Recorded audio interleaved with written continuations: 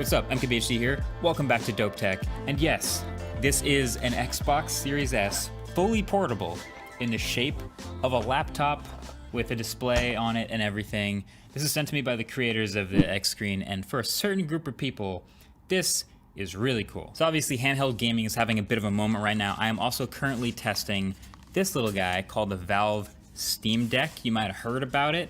Leave a thumbs up if you're excited for that video. But this thing, well, this is exactly what it looks like. It's called the X screen for Xbox Series S, and it basically turns the console into a laptop form factor for you hardcore gamers that want to play Xbox games, but not just on the couch. So basically all you have to do is plug it in by connecting this piece to the Xbox like a puzzle piece.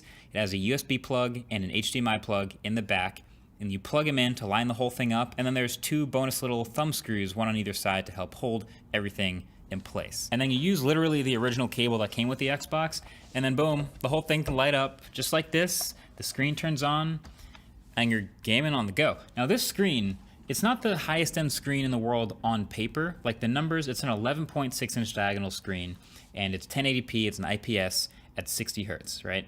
But it matches the size of the Xbox, obviously, to achieve this form factor. And then if you think about it, 1080p, right? So the screen you might be already gaming on for a console like this is 1080p, but this is obviously way smaller, so it's actually significantly sharper, the higher pixel density, and so you can sit much closer to it, like I am here.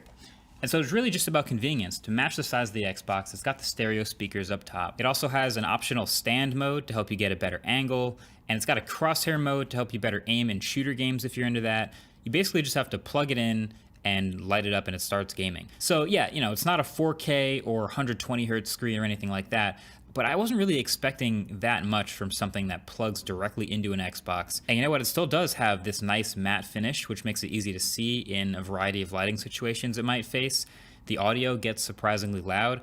Honestly, it's easy to have a lot of fun playing this almost anywhere that you could fit a normal or super thick gaming laptop.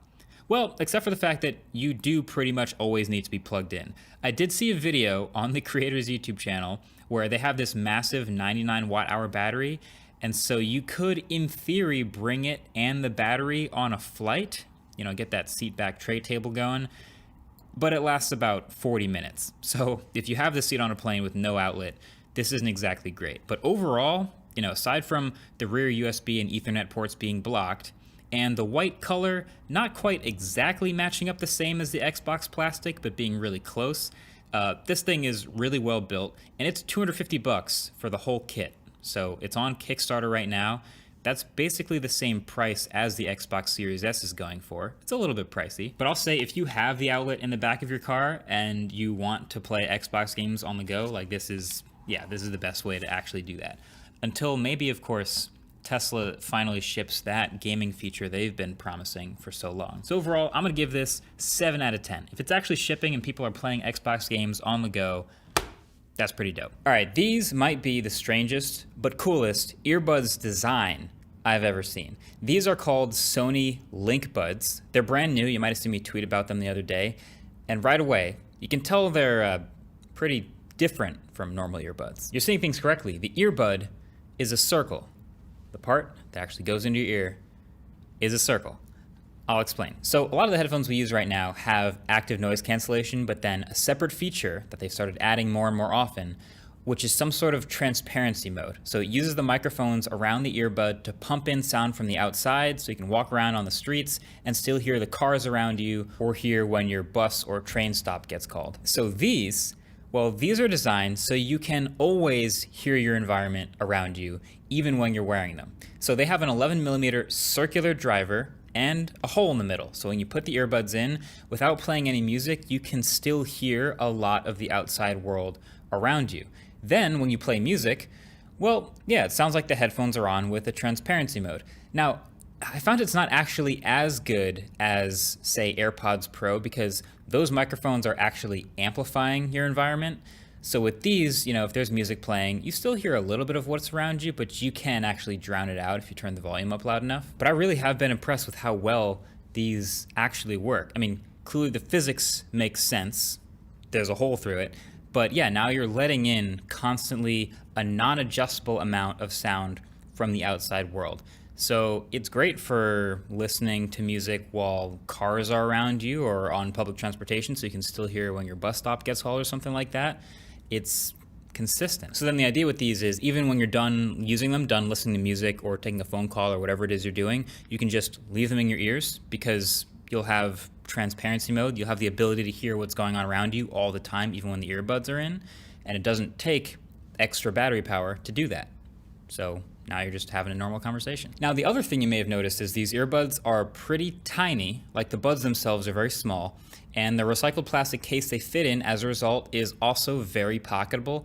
But the downside is that there's no space on the buds themselves for media controls anywhere. But that's where the second crazy feature comes into play. You can adjust volume by tapping the skin around your ears. So the Sony Connect app lets you program a double tap or a triple tap of your own skull on the right or left hand side, and these earbuds are sensitive enough of their own position that you can map a double tap on the right hand side to be volume, a double tap on the left hand side could be skipping tracks, or even opening Google Assistant or accepting a phone call. It's awesome. Overall, as crazy as these are, they are surprisingly usable. They're $179. Small case, no wireless charging, but it does have USB Type-C, and it gives you a 5-hour total battery life with these. Sound quality is solid. If anything, it's lacking a little bit of bass because it's not getting into your ear like normal earbuds might. But yeah, if you can get the touch controls to work well, they're finicky sometimes, but you got to tap like right up next to your ear.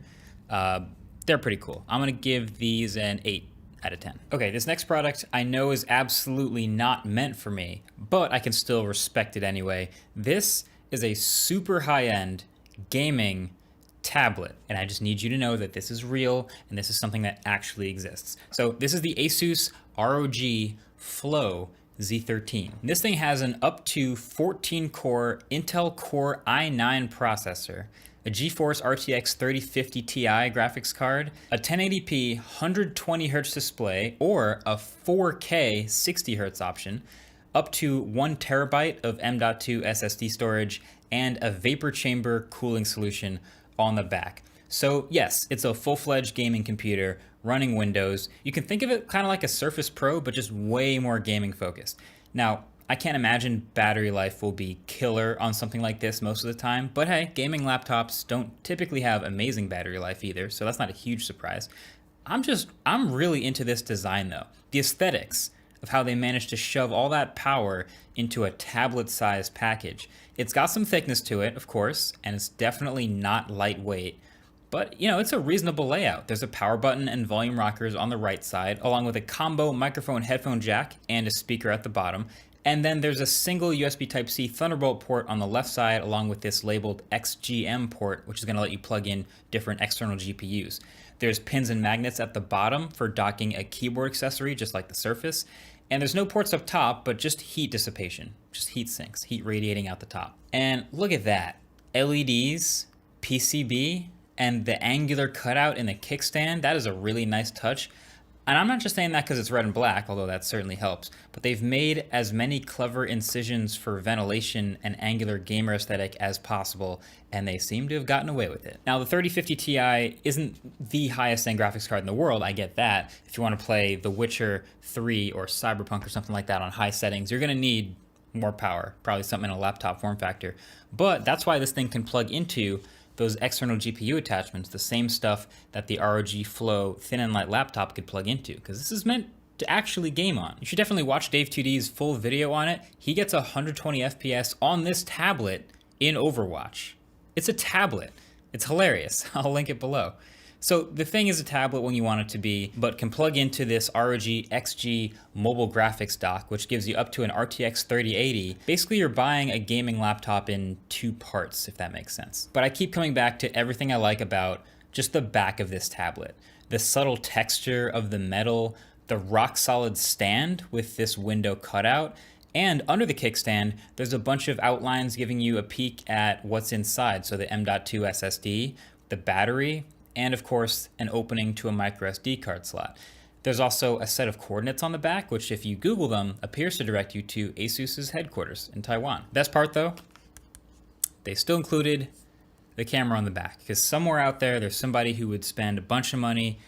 There isn't even a price for this thing yet, but a bunch of money probably on a super high-end gaming tablet, but still would take pictures with it. Anyway, I'm giving this thing like a 9 out of 10 just for the aesthetic. I'm a huge fan. But then last thing I want to mention, this USB-C power cable with the display readout on the end has been awesome. So basically ever since I showed it in my everyday carry video, I've been carrying it, and it's low-key just like nerdy fun to just be able to plug in and see exactly what sort of wattage you're getting from your charger on any device. You know, we always talk about peak charging versus actual overall average charging rates. This is so obviously unnecessary and overkill, but being able to see exactly what type of power you're drawing at any given moment. Maybe it's 30 watts, maybe it's 22, maybe it's your laptop, you're pulling over 100 from low battery.